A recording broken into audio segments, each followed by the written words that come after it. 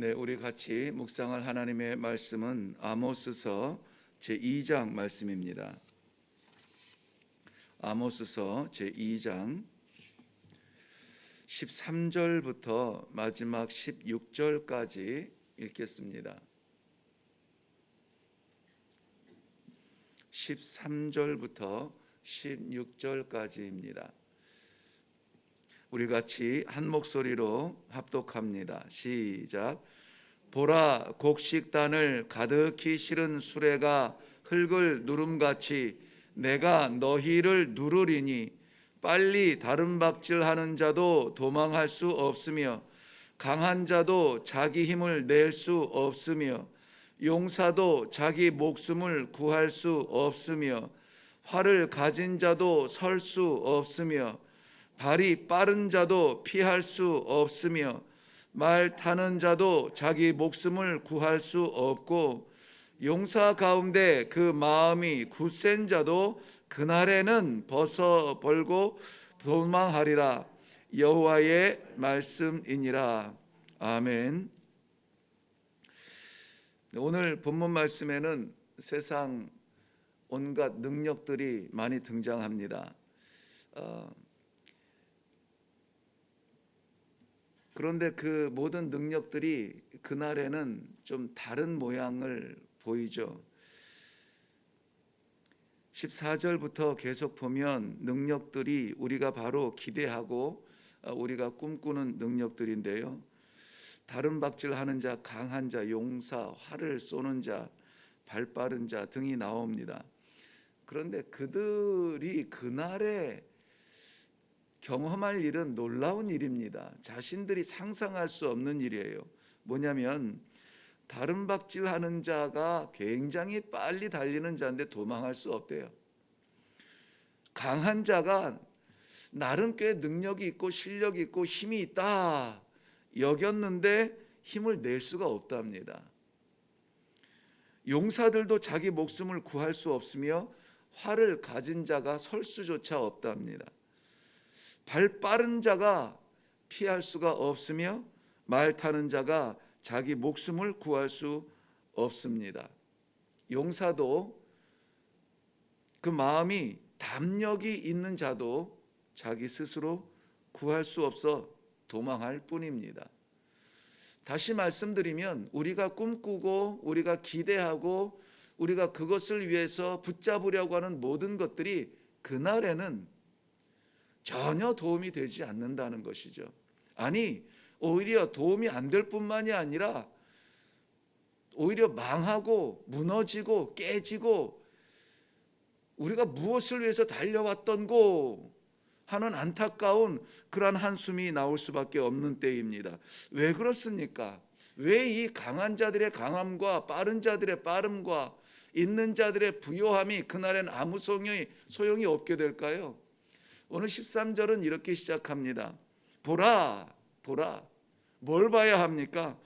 곡식단을 가득 실은 수레가 흙을 누름같이 여호와께서 누르시기 때문에 여호와가 누르시면 세상의 모든 강한 조건, 부요한 조건, 빠른 조건, 능력의 조건들이 자기를 구할 수가 없구나. 여호와가 누르시면 안 되는구나. 아모스는 목동으로서 부름받았지만은 그러나 그는 농부였다고 말했습니다. 뽕나무를 키우는. 그가 생각했던 세상에서 제일 무거운 것이 뭐냐면 추수한 이후에 곡식을 가득 담은 수레보다 더 무거운 것은 없을 거예요. 그러니 오늘 여호와께서 곡식을 다 가득 실은 수레가 흙을 누름같이 그의 백성을 눌렀다. 세상에서 가장 무거운 무게로, 다시 말씀드리면 헤어나올 수 없는 무게로, 도망칠 수 없는 무게로, 피할 수 없는 무게로 하나님이 그의 백성을 누르신다는 거예요. 그날에는 우리가 가지고 있는 그 모든 것들이 아무것도 아닙니다. 건강하십니까? 건강도 아무 힘을 못 써요. 재산이 있으세요? 재산도 휴지 조각입니다. 죄송한 비유입니다마는 우리나라 제1의 부유함을 누리며 살던 분이 오랫동안 병상에 있다가 얼마 전에 돌아가셨죠. 그 많은 재산들을 어떡할까요? 아까워서. 뭐 듣자하니 경기도 어딘가에 큰 창고를 지어서 그 좋아하고 이 취미로 모은 스포츠카가 수십 대가 그 값만 해도 수백억이라고 하는데, 요즘 뭐라 그러죠? 그 가짜 뉴스? 그런 거일지라도 용서하십시오. 아무튼 그 정도는 많았을 터인데 아무 효력이 없어요. 그를 구원하고 그날에 미소 지으며 하나님을 볼 수 있는 일에 쓰일 수 있는 것이 아무것도 없습니다. 오늘도 우리는 답답하여 기도합니다. 안타까워 기도합니다. 여호와께서 누르시면 그 꿈꾸던 것들이 아무것도 아닙니다. 애쓰던 것들이 아무것도 아닙니다. 얻고 싶은 것들 손에 쥐어도 아무것도 아닙니다. 왜 하나님이 그 백성들을 그렇게 무겁게 곡식을 가득 실은 그러한 수레처럼 그의 백성들을 누르실까요? 섭섭한 것 때문이죠. 섭섭하다는 거예요. 하나님께서 그의 백성들을 누르실 때는 죽이자고 누르는 것은 아니에요. 너무 섭섭하고 깨닫지 못하고 쳐다보지 않고, 마치 아이가 아빠가 주신 장난감 노느라 아빠는 안중이 없는 것처럼 우리에게 허락하신 건강, 재물, 기회들 그것 쫓아가느라 주신 하나님 기억하지 아니하는, 하나님 없는 사람처럼 살아갈 때에 야 나야 나라고, 나 좀 보라고 안 보는 겁니다. 오늘 우리 13절까지 보았는데요, 9절부터 12절 내용에 보면은 간단하게 제가 설명드리면 왜 하나님이 그 이스라엘 백성들에게 섭섭함을 느끼시는가 하는 것을 간단하게 설명하고 있습니다. 거기 보면은 아모리 사람들이 무너졌는데, 아모리 사람을 아주 높고 강한 나무로 그렇게 표시하거든요. 비교합니다. 끝을 알 수 없을 만큼 높은 나무입니다. 부러뜨릴 수 없는 것 같은 그런 강한 나무입니다. 그런데 그 나무가 잎사귀부터 뿌리까지 다 상하게 되었어요. 누가 그렇게 했습니까? 하나님께서. 내가 그렇게 했다는 거예요. 이스라엘 군사력이 강해서 무너뜨린 것이 아니라 내가 그렇게 했다는 것을 말씀해 주세요. 뿐만이 아니라 430년 포로로 있던 애굽에서 건져주시고 광야 40년 동안 얼마나 많은 기적들, 아니 날마다 기적이죠. 날마다 눈 뜨면 하늘에서 내린 만나가 깔려 있는 걸요. 세상 단단한 바위가 깨어져서 물이 솟구쳐 올라서 그저 뭐 졸졸 흐르는 정도가 아니에요. 아름답게 흐르는 정도가 아니라 콸콸 쏟아져 나왔을 겁니다. 200만 명이 마셔야 됐으니까요. 낮에는 구름 기둥으로, 밤에는 불기둥으로 인도해 주십니다. 태초 이후로 한 번도 마르지 않았던 바다를 나누어서 갈라서 백성들을 건너게 하십니다. 그런데도 불구하고 이스라엘 백성들 조금만 불편하면 어떻게 합니까? 애굽이 그립다. 애굽이 그립다. 옛날이 좋았는데 애굽으로 돌아가자. 하나님은 섭섭해 하시는 거죠.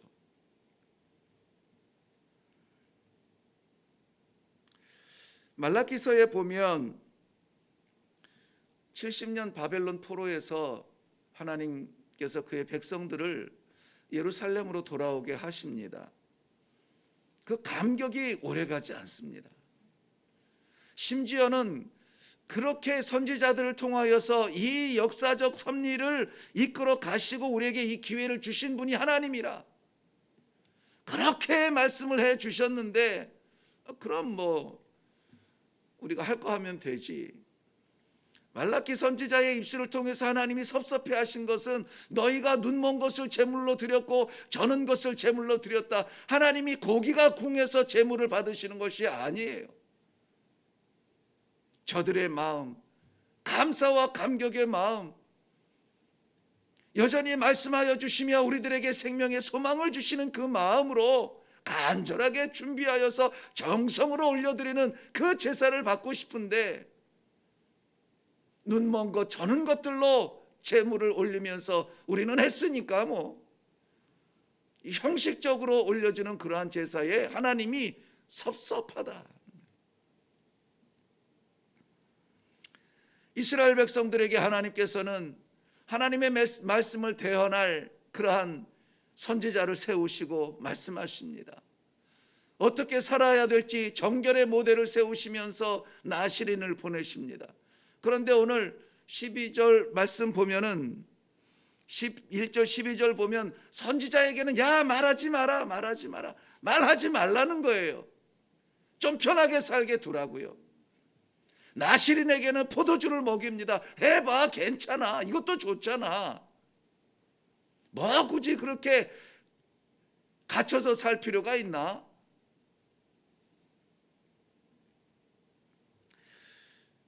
왜 이스라엘 백성들은 이렇듯 하나님을 잃어버렸을까요? 간절했을 때에는 하나님을 붙잡고 주여 살려주세요, 주여 구해주세요, 얼마나 간구하며 매달렸을까요? 그런데 지금 이 시대가 남유다로 치면은 우시야 시대고 한 50년 그야말로 롱런하면서 태평성대를 누리고 있었던 그때입니다. 북이스라엘로 치면은 여로보암 2세 때입니다. 말씀드린 것처럼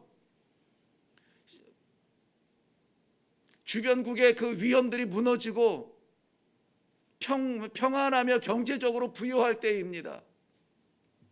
그야말로 솔로몬의 영광을 다시 회복하는 것 같은 그러한 부유함이 저들에게 있었다고 말합니다.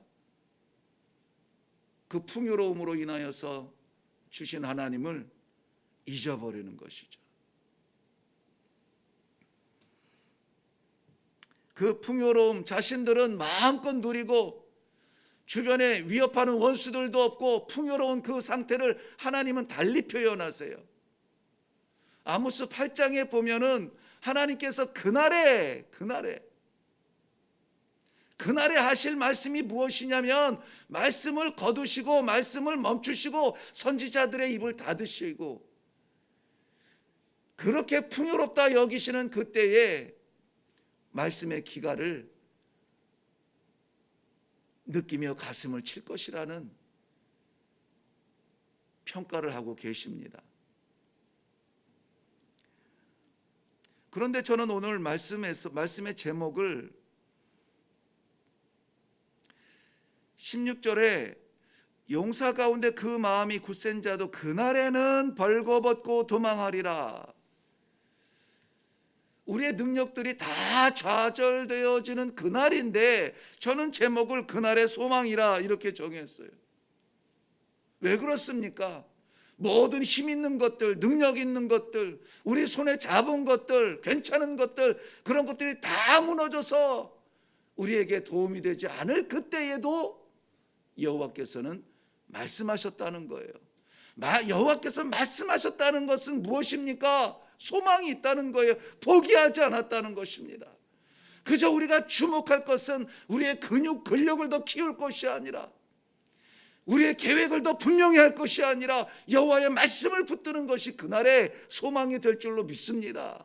말씀이 사라진 사람이 성도가 하나님을 바로 볼 수가 없습니다. 말씀으로 오늘도 우리의 하루를 열어주시고 우리의 심령을 채워주옵소서. 오늘도 갈 곳 많고 급한 일 많습니다. 해야 됩니다. 안타까운 일로 가득 차 있습니다. 그러나 말씀 없이는 가지 않게 하옵소서. 오늘 2장부터 계속 몇 번을 읽어도 너무나 답답하고 안타까운 거예요. 이 말씀을 나눠야 됩니까? 유다의 심판을 말해야 됩니까? 이스라엘의 심판을 말해야 됩니까? 근데 마지막 한 줄, 마지막 한 문장 여호와께서 말씀하셨다는 거예요. 이 모든 것이 여호와의 말씀이라면 저는 하나님을 믿습니다. 하나님은 그의 백성들을 죽이시기 위하여 심판하는 것이 아니라 건지시기 위하여 때리신다고요. 마치 우리의 자녀들을 돌보는 것과 똑같습니다. 어렵습니까? 혼란스러워요? 곤란합니까? 아버지의 구원하심을 소망하며 아버지의 말씀이 무엇인지를 꼭 붙들기를 바랍니다. 내 것을 내려놓고 말씀하시는 아버지의 말씀이 내 생명입니다. 이해가 되지 않아도, 어이가 없어도 아버지의 말씀 따라서 오늘도 하루를 살아갈 수 있는 귀한 축복이 있기를 주님의 이름으로 축원합니다. 기도하겠습니다. 살아계신 아버지 하나님, 은혜를 감사합니다. 이 하루를 살아갈 수 있는 우리들의 힘이 무엇인가? 우리는 많은 것들 간절하게 매어달리며 기도해야 될 것들이 있습니다. 건강 주세요, 물질 주세요, 문제 해결해 주세요, 한번 성공의 길로 인도해 주세요. 그렇지만 오늘 하나님께서 그 모든 것들을 내려놓고 주의 말씀을 사모하게 하시니 감사합니다. 우리가 여전히 하나님의 백성이며 하나님께서 여전히 우리를 향한 그의 사랑을 품고 있을 때에 오늘도 말씀하여 주실 줄로 믿습니다.